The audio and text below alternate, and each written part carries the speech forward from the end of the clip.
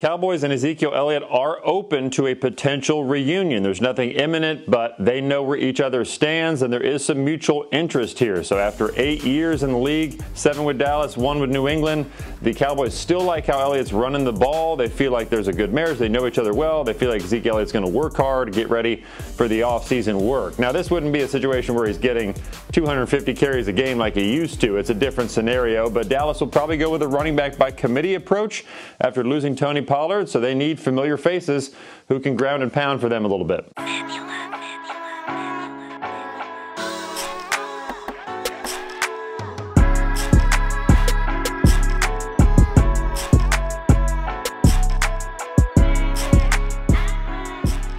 What's good, people? It's your boy, Mr. Rome, Cowboys Fan Talk, right back. Like I never left. What's up with y'all, man? How y'all feeling? Hope y'all feeling good, man. Happy Easter Sunday if you celebrate Easter. If you don't, happy Sunday in general. Hey, man, I'm feeling good, man. Just had Sunday dinner. I'm chilling. As y'all can see, I'm relaxing. Got my Bel Air jersey on. It's a cool Sunday, man. Cool Sunday. Slow news day for Cowboys. Nothing too crazy. People still arguing about Zeke. But look, before I go forward, listen, I'm 22 subs away from 25K. 22. Do your boy the biggest favor. If you haven't joined the team yet, join the team, join the cartel, hit the sub button if you're new around here. If you've been around here, I appreciate you. I appreciate all the love, but I'm close, and I want to get to 25K. I do. Might be able to do it after this video, but we will see. You heard the clip in the beginning. Shout out to Jeremy Fowler. Jeremy Fowler been dropping them facts the last couple of days on the Cowboys. If you joined the live last night, just to let you know, Jeremy Fowler came out and said that the Cowboys will sign Dak Prescott, CeeDee Lamb, Micah Parsons.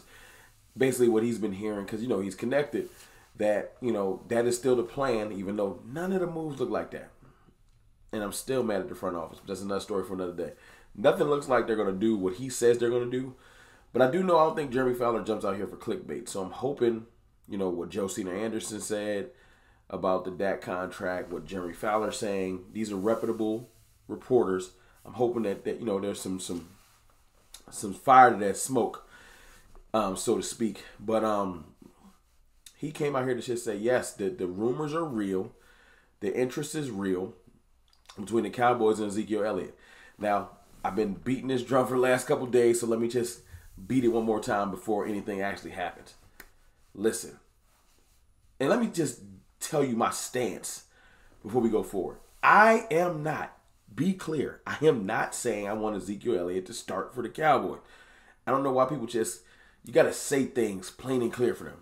I don't want him to start. I want Zeke back as, of course, a great veteran locker room presence. I think that's great.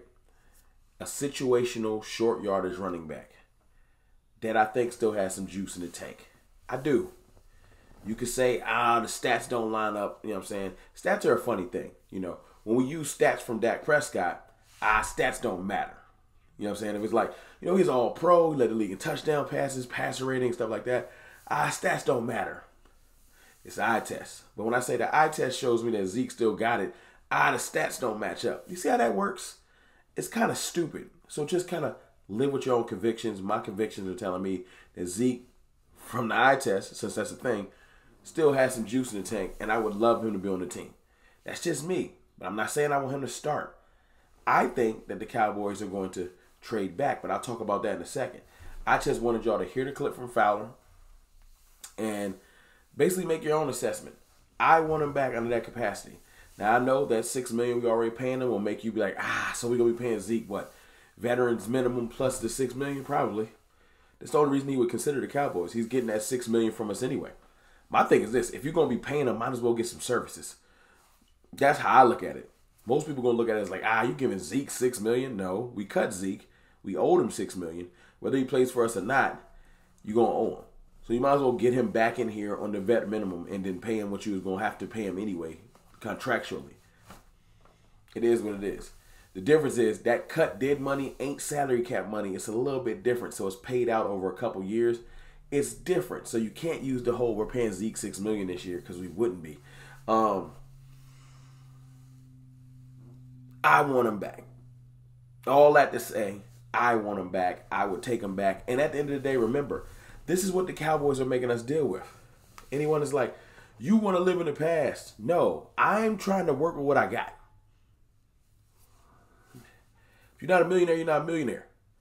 I can't work with some assets I don't have. The Cowboys are not willing to go out there and sign anybody. Well, it's too late now. They weren't willing to sign none of the higher price running backs. All they're doing is willing to draft. But you can't just draft one running back. You need a stable. We're probably going to be going with a running back by committee, like Jeremy Fowler said. So if that's the case, let me bring Zeke into that room. Because he's more of an asset than Deuce Vaughn or Hunter Lipke. I'm just being real. A running back room of Jonathan Brooks, Ezekiel Elliott, Rico Dowdle, that's a strong running back room. It just is. I'm just saying. I trust Zeke. I know he's not going to go out there and run for 120 yards every week, but that's not what you were bringing him in here for. Now listen, the other thing that's going on with Cowboys Nation, I've been team trade back since before it was getting confirmed. Because the way I look at it is if we're going to try and draft our way out of this situation, because we're not going to sign anybody, we need more picks. We got 7. I think we need about 9.